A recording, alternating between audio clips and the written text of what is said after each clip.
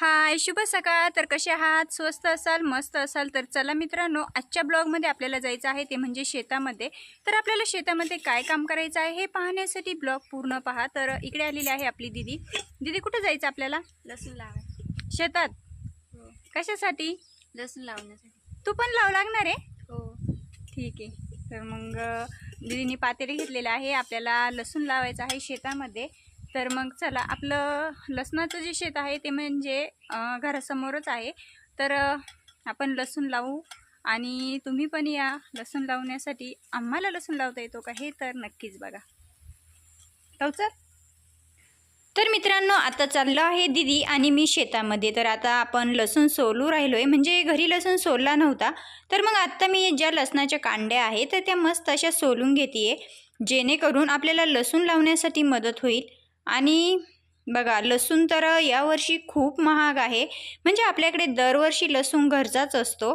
तर मी ज्यावेळेस लसूण लावते, खरं तर दिवाळी अगोदरच आम्ही लसूण लावत असतो. पण यावेळेस थोडासा उशीर झालेला आहे, कारण दीपावलीच्या वेळेस खूप काही कामं होते आणि शेतातली कामं भरपूर होते, त्यानंतर घरची पण कामं. त्यामुळे लसूण लावण्यासाठी आपल्याला वेळच भेटला नाही. त्यामुळे मग आत्ता थोडा उशिरा केव्हाही परंतु लसूण तर लावावंच लागेल. कारण मित्रांनो, लसूण ज्यावेळेस आपल्याकडे नसतो त्यावेळेस लसणाला खूप भाव असतो. यावर्षी तर लसूण 500 रुपये किलोपर्यंत गेलेला आहे. आणि खरं तर माझा मागच्या वेळेससुद्धा लसूण कमी झाला होता, त्यामुळे मला आत्ता यावर्षी बियासाठी लसूणच राहिला नाही. मग मी आत्ता बाजारातून लसूण आणलेला आहे आणि तोही 500 रुपये किलो. खरं तर लसूण आपल्याला दररोज लागत असतो, म्हणजे महिलांसाठी लसूण हा खूप महत्त्वाचा असतो. कुठल्याही महिलेला जर लसणाची किंमत विचारली तर तिला लसणाची किंमत खूप असते, कारण लसूण असेल तरच आपली भाजी मस्त अशी होत असते.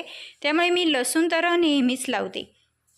तर मग चला, आता आपलं बियाणं तयार करून झालेलं आहे आणि आत्ता आम्ही लसूण लावतो आहे. तर मी यांची पण मदत घेतलेली आहे, कारण सोबतच यांचं पाणी चालू आहे आणि जोपर्यंत आपली फटी भरत नाही तोपर्यंत त्यांना म्हटलं मला थोडीशी मदत करा. तर मग आता आम्ही दोघेही लसूण लावत आहोत.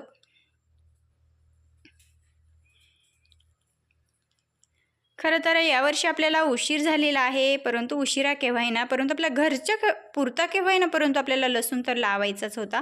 त्यामुळे मग आत्ता आपण लसूण लावतोय. तर मित्रांनो बघा, आपलं शेजारी पाणी पण चालू आहे आणि यांचं खरं तर पाणी भरण्याचं काम चालू आहे, परंतु मी त्यांना थोडा वेळ मदत म्हणून घेतलेला आहे लसूण लावण्यासाठी.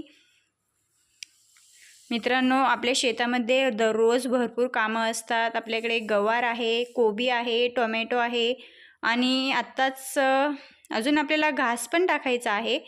खूप कामं आहेत आणि खरं तर एक दिवससुद्धा आपल्याला सुट्टी नाही आहे.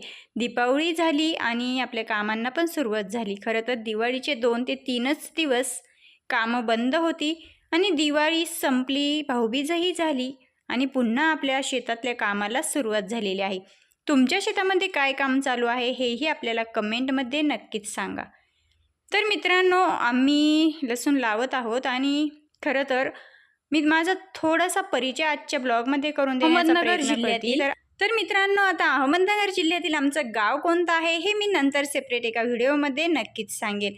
तर बघा, आता आपली दीदी पण लसूण लावत आहे. दीदी, मी आणि हे खूप मदत होती आपल्याला. दीदी शाळेतून घरी आलेली आहे आणि थोडीशी दीदी पण, म्हणजे दीदीला शेतातलं काम करायला खूपच आवडतं. तर मग आता दीदीसुद्धा लसूण लावत आहे. दीदी, जमतंय का लसूण लावायला? हो. व्यवस्थित लाव. तर आत्ताच आपल्या मुलांची शाळा पण चालू झालेली आहे, म्हणजे 2 दिवस झालेले आहे शाळा उघडून.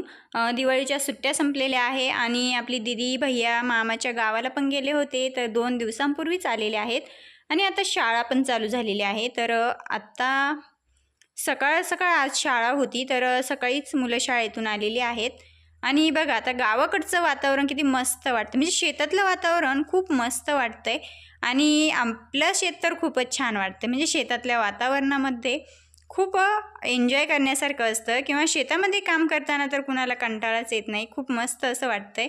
तर इकडे यांची फटी भरलेली आहे, तर मग हे गेलेले आहेत बारं देण्यासाठी. दीदी लावती लसूण. दीदी, होईल का लसूण लावून आज आपल्याला? हो. किती आहे अजून? अजून लई. हां का, बराच आहे अजून. तर मग आत्ताच आपलं लसूण लावून झालेलं आहे आणि आपण फटी पण तयार केलेली आहे आणि आत्ताच शेजारच्या शेतातलं पाणी भरून झाल्यानंतर आपल्या लसणाच्या फटीला सुद्धा पाणी जाईल. तर इकडे आपल्या 4 ते 5 फट्या अजून पाणी भरायच्या बाकी आहेत. या भरल्यानंतर आपल्या लसणाला सुद्धा पाणी जाईल. तर मग आता आपला लसूण तर लावून झालेला आहे, परंतु आपला लसूण